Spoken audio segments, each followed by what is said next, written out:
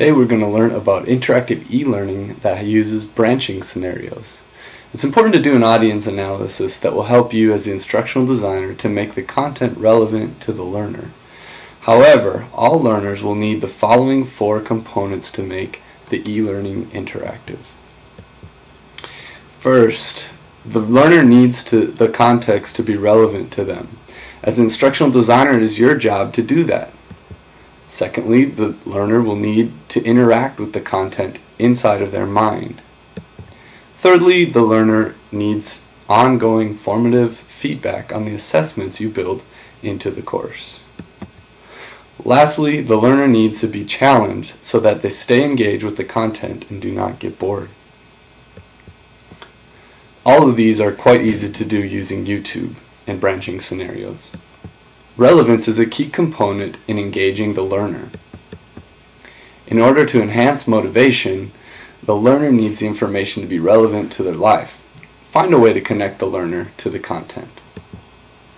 Subconsciously, the learner should also believe that they need the content you will present, or they really want to learn about it.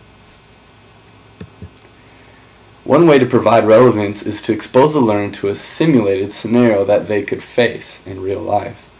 Our demo lesson is designed for California's 4th graders. The learning objective is that students will make an LED light bulb light up. The scenario that I would display is one of an earthquake at night. So I'm going to try my hand at acting and making this scenario come to life. Scene 1, earthquake at night. This layup is tired. Good night, Mom. Good night, Dad.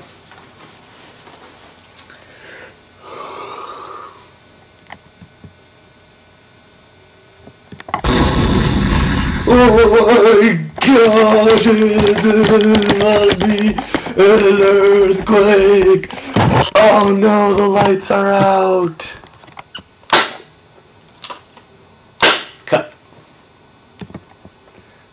If you don't want to try your hand at acting, you could probably find something similar or better on YouTube itself. So because of the real threat of an earthquake in many parts of California, the learners will be motivated. Subconsciously, they will feel the need to learn the content because it is relevant to their lives, a fear they may all have. After you expose the learner to a scenario, you need to allow the learner to interact with it. It's important that these interactions happen in the learner's head rather than on the video screen.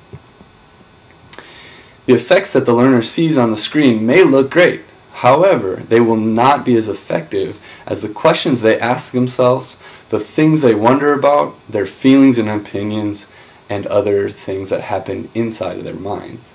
Those things happen there and are important for the learning. The learner will need to process the information internally and choose the best option based on their prior knowledge and the content you have exposed them to. Based on the previous demo, the first branch is where a decision needs to be made. The electricity is out. What should the learner do? Should they rummage around the house looking for some candle and matches? Or take the science kit off their shelf and use the battery, wires, resistor, and LED lamp to make a little flashlight? Formative assessment, otherwise known as the assessment that helps drive the instruction's focus, is incredibly easy to do with branching scenarios. Give the students feedback while you are finding the gaps in their learning and then reteach. And all this happens depending on what choice they make at each branch in your scenario. Lastly, make it challenging. If it's boring, they're not going to be excited, they're not going to be engaged, and you'll lose them very quickly. So it will help them to be motivated. To summarize what we've learned today about interactive e-learning and branching scenarios, the learner is going to need information that's relevant to their life, they're going to have to be able to interact with the content, and have meaningful feedback during all assessments. It also needs to be challenging, and YouTube is a very useful tool to help make these branching scenarios possible. Now Vero is going to show us exactly how to make a branching scenario using videos through YouTube now video. You've learned the concept behind a branching YouTube video. Now I'm going to show you how to make one. First, you need to sign into your YouTube account, and you'll know you're signed in when you see your username in the top corner here. Once you're signed in, click on your username and go to My Videos. Here you'll see a list of all the videos you have uploaded into YouTube. Choose the one that you want to branch. So for example, I'll choose this video, the first one, Simple Circuit Sample. Click on Annotations. Guys, the first thing we need It'll is our open up the power video supply, and start playing it. You might our want to 9 pause it so you can work without having to watch it. The first thing you need to do now is fast forward the video to just before the end of it. And this is where you're going to create a Positive pause or the in the video. So to make the pause, you want to click on this button. It'll add a pause, which you'll see down at the bottom at the end of the video. Up here it tells you the details. The pause is going to start at 1 minute and 28 seconds, and it's going to last for about 5 seconds. Let's make it last a little longer, maybe 15 seconds, so the students will have enough time to make a choice. Now you want to put the links in. To do that, you click this button, Add a Note. And there you go. So for example, the question in this video might be, which wire should the person connects to the long end of the LED? So you'll type your question, connect, let's say, the black wire to the long side. Or should he connect the red wire to the long side?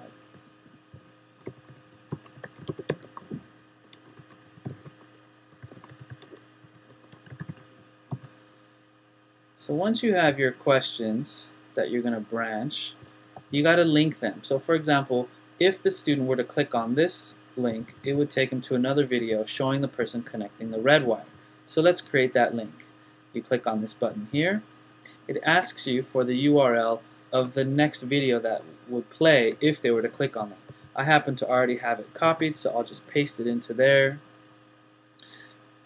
save it, and you'll know it's been linked because you'll see a little box here. You'll do the same thing for the black wire. You'll have created a video that shows the person connecting the black wire. Once you create the video, you add the link to the video here. Then once you're all done, click Save, click Publish, and the final product will end up looking something like this. Guys, the first thing we need is our power supply, and that's our 9-volt battery. So go ahead and get that out. And the next thing we want to do is hook up our alligator clips to the positive and negative. Now that we have our resistor hooked up, we can now plug in our LED light. Now, remember, unlike a resistor, it does matter what end you plug in your LED light. And remember, the positive end, or the anode, is the longer side.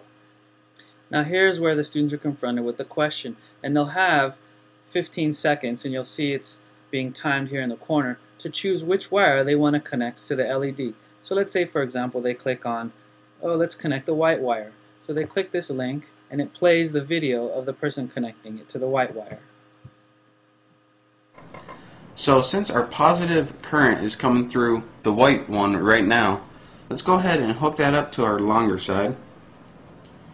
And now, once I hook up this black, we should have a full circuit. So let me hook this up, and I don't know if you guys can see or not. Let me try to bring it a little closer. But whenever I touch this, we now have a LED that lights up. And there you have it. If the student were to pick the black wire, it would show a different video of the person connecting the black wire and the light bulb not working. They'll be given an option to go back and try the white wire instead. This is just a very simple branching YouTube video. It can keep going on from here and branch in many other directions. And there you have it, how to make a branching YouTube video.